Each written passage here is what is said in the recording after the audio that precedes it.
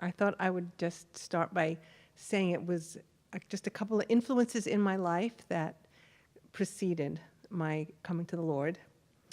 And I think this ties in too with giving out tracts and things that you read, because sometimes just something that you read can have a profound effect on your life, even though it doesn't completely change your life at that point. But many times if something touches us, it's stored up inside.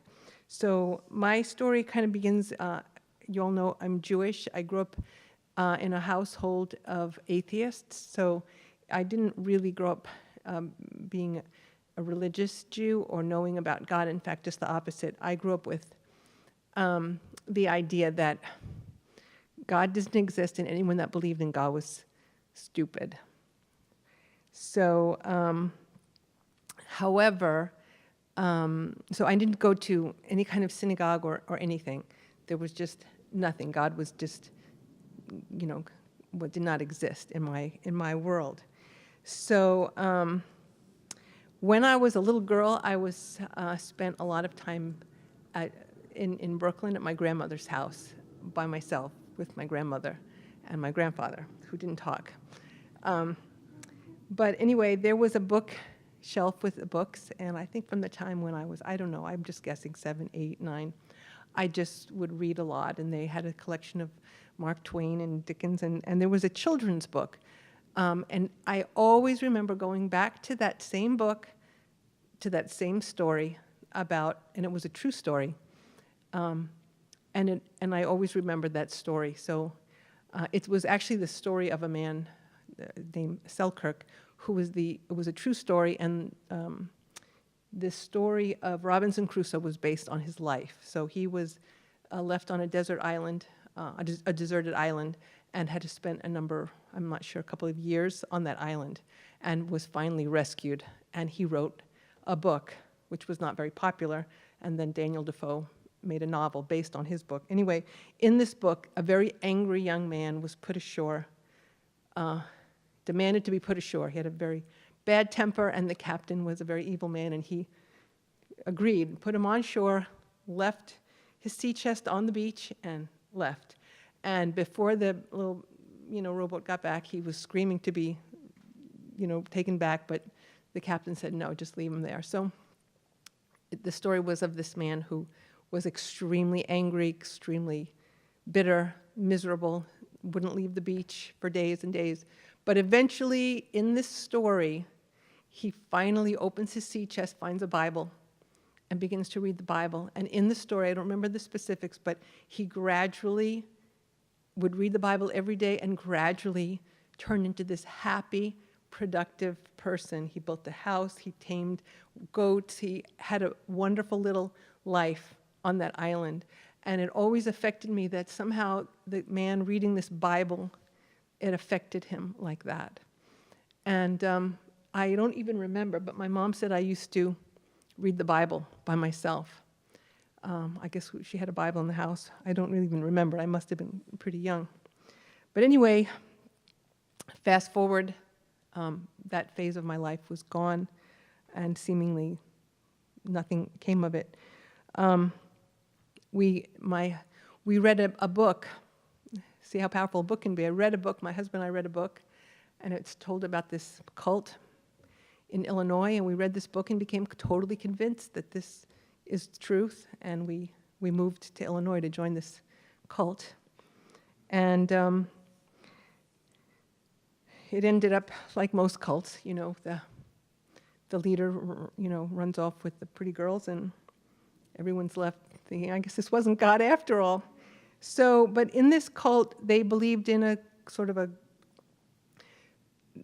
the Bible and sort of Jesus. So anyway, as a Jewish girl, the idea of saying Jesus was quite, foreign. My mom said, like, if a Jewish, my grandparents' generation, if you said the name Jesus, you had to spit afterwards. It was like saying a curse word. So there is a transition that has to happen in a Jewish person to even accept that, because it's so, everything that is anti-Semitism is somehow bound up in the word Jesus. So in this cult, they taught us that actually Jesus and the Christ were actually two different beings. So it was very wacko, but at least it kind of conditioned me to, and I sort of was a follower of this cult for whatever, about a year or so. So then I began to at least entertain the idea of praying to Jesus in some form. So that kind of moved me a little bit forward. So fast forward, we moved to, we were already in Woodstock. We were living in Woodstock around the time of the festival, and were involved with drugs and rock music, and I began to become a professional musician, and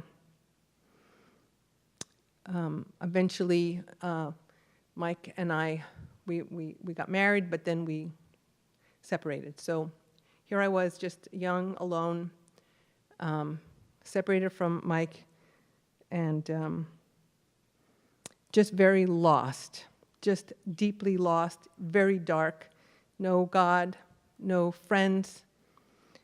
And I had a dream, and in my dream, I guess, people talk about hitting bottom. It was just in this dream, I had a dream, it was so real. And in the dream, my entire body was covered with worms, but the worms were under my skin. And I was trying to pull the worms out. This is kind of gross. I don't even know if I should be sharing this part of my testimony, but this happened to me.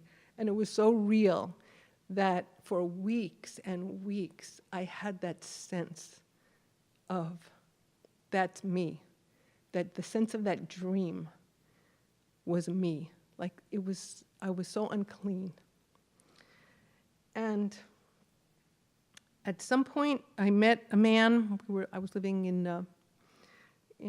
New York, and actually I was living in the Hamptons and was in New York visiting a friend, and we met a man in a club, and we met him and went out for coffee, and he started telling us about Jesus.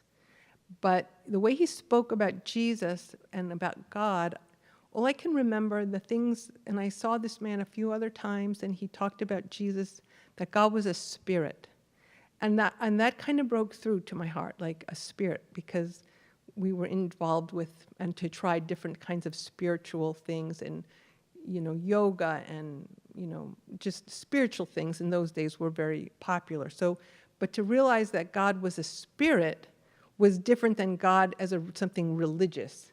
But God was a spirit, and of course he said it with a lot of conviction. And then he said, the other thing that stood out in my heart was, he would quote to me that verse that said, Jesus said, I stand at the door and knock. And anyone that hears my voice and opens the door, I will come in and sup with him. And that really stuck with me, that Jesus was a spirit, and that he was standing at the door of my heart, but he was knocking, that he was a gentleman. He wasn't going to barge in, that it was up to me. I had a part to play in this. So, and at some point before this, I think I had gotten so low in my life that I actually did pray a prayer like, God, if you're there, help me. And one day, I was thinking about those words that man had told me, and one day, it all clicked. It just like, I had very little knowledge. No one told me about hell. And I mean, a lot of things I didn't know, but all I knew was that Jesus was real and I needed Jesus. And somehow that was the answer. So I called up this man and said, what do I do? And he said, I'll go and pray with you. And no, I said, I'll do it myself. Still rebellious. I'll do it myself. Just tell me what to do. I'm going to go and do it. And he told me to pray and receive Jesus. So I went in a room by myself and I prayed to Jesus. And I asked him to help me. I think I prayed that he'd forgive me. I think I did.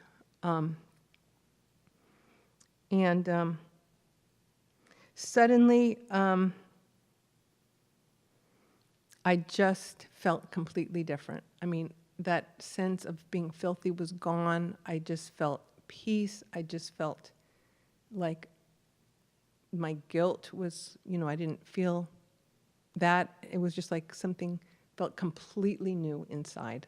I knew something had just happened. I didn't know what it was, but I knew something had happened. So thank the Lord for that. So I just felt so clean, and I felt so excited. And so just a little bit forward of that. So that's how I came to the Lord.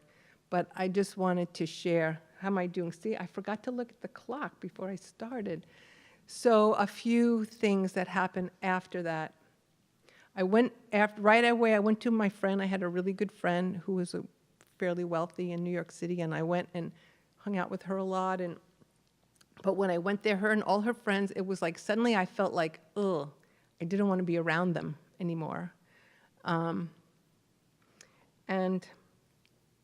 so, yeah, let's see.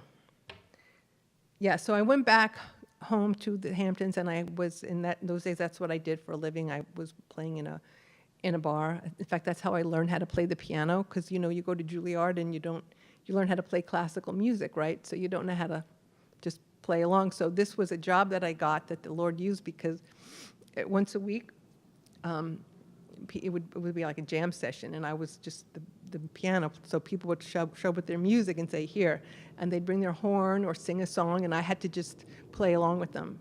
So it was like one of those sink or swim situations where, you needed in the money. Like, I lived in the Hamptons in the winter, so there wasn't too much, not too much work, and so this was very, very popular. There were hundreds of people in that place, and that's how I learned how to improvise.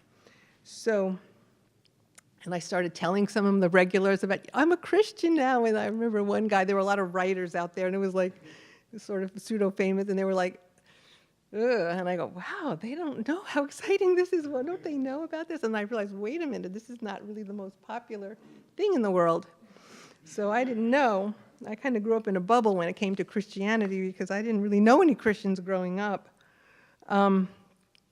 Anyway, and then just a couple more things that happened. So like I said, I was separated from my husband. I was living in a house with this older lady. She let me have the house for the winter in the Hamptons. She went to her apartment in New York City. And I was literally living there. And finally, after a couple of weeks, I said, I started praying about getting back together with my husband, because I didn't know that you're supposed to, I didn't know anything. I just prayed that prayer. So I just was really praying one night and asking the Lord, do you want me to go back, with Mike? And the next morning, I get a call from the owner of the house. She said, my dear, I'm so sorry. You have to move out right away. My son, her stepson, who lived, it was sort of an estate, and he lived in the main house, said, my son said, there was a smoke coming out of the chimney, and you're not supposed to make a fire in the fireplace. And I said, well, I didn't make a fire in the fireplace. Well, anyway, he saw smoke coming out of the chimney and said I had to be out. And I said, that's totally fine. I mean, I took it literally as the answer to prayer. So that day, I moved back with Mike, and we've been together ever since. That was like 1977. So that was one thing. So the Lord restored our marriage. And then another thing, my husband had a bad day at the bus. That was his first job after he, stopped being a druggie and got a job driving a bus. So out in Montauk. So he had a very rowdy group of kids, and what he did was he was on the beach highway and pulled the bus over on the beach and got out of the bus with a bus full of kids and went down to the beach. So little by little, the kids got off the bus and hitchhiked into town. So you can imagine when he got back to the bus station, the principal of the school was there demanding that he be fired. So he got fired. He did get rehired the next day. But his boss invited him to the local bar, and where he proceeded to get drunk. But not without saying that he was a Christian. His boss was a Christian, and invited us to go to a meeting. So we went to a meeting, like the next day. It was like we had both accepted the Lord, but we weren't going to church. So we went to this meeting, and people were speaking in tongues. And I actually think it's associated with Elam Bible School. It was a meeting out on Long Island. But anyway, and And then some of the ladies that went with us invited us to church the next Sunday. We went to church, and we thought, this is great. They actually announced that they were having their first baptismals. They had bought a new baptismal. They were having the first baptismals that night. And so the evening of the first day in church, we got baptized. And the people were very nice. They knew I was still playing at a bar, but they didn't say anything to me. They were praying for me. And eventually, after a few weeks, the pastor invited me to play the piano when he heard I played the piano. And so we were in a place, so last story, so we go to this bar where, again, it was another winter had come, and again, not too much work, and it was a job for the steady job all winter. So Mike was with me, and we said, we don't feel good about this place. I mean, it was really a rowdy night. The people were really making it was not a good situation. I was playing with a singer, and it was a pretty big group. And so the bar owner said, well, I'll be there in a minute. I want to, sign a contract or whatever. So Mike and I said, well, we don't know what to do. I don't know what to do. So he said, well, let's open the Bible. So we brought the Bible with us. So we literally opened the Bible, and my eye fell on this verse. We command you, brethren, to remove yourself from everyone who walketh disorderly, and not after the traditions. So I said, honey, I think the Lord's saying I'm not supposed to be here. He goes, definitely, I agree. Don't, we're going to just say no. But we had to face the bar owner, right? So it's like, we're going to tell him that the Lord said, no, we're not going to play here. So we waited, and finally he gets with us, and he goes, so we're going to sign the contract. So we go, no, actually, we're not going to, I'm not going to play anymore. He goes, well, what are you going to do? And I said, well, I'll pray, I'm going to play in church. So he says, well, praise the Lord. Actually, I've been thinking about going back to church myself or something. He said, my dad was a deacon. I was raised in the church, and he actually, I think the Lord spoke to him that night as well. So it was pretty easy. I was expecting persecution, but anyway, that's my story. Thank you.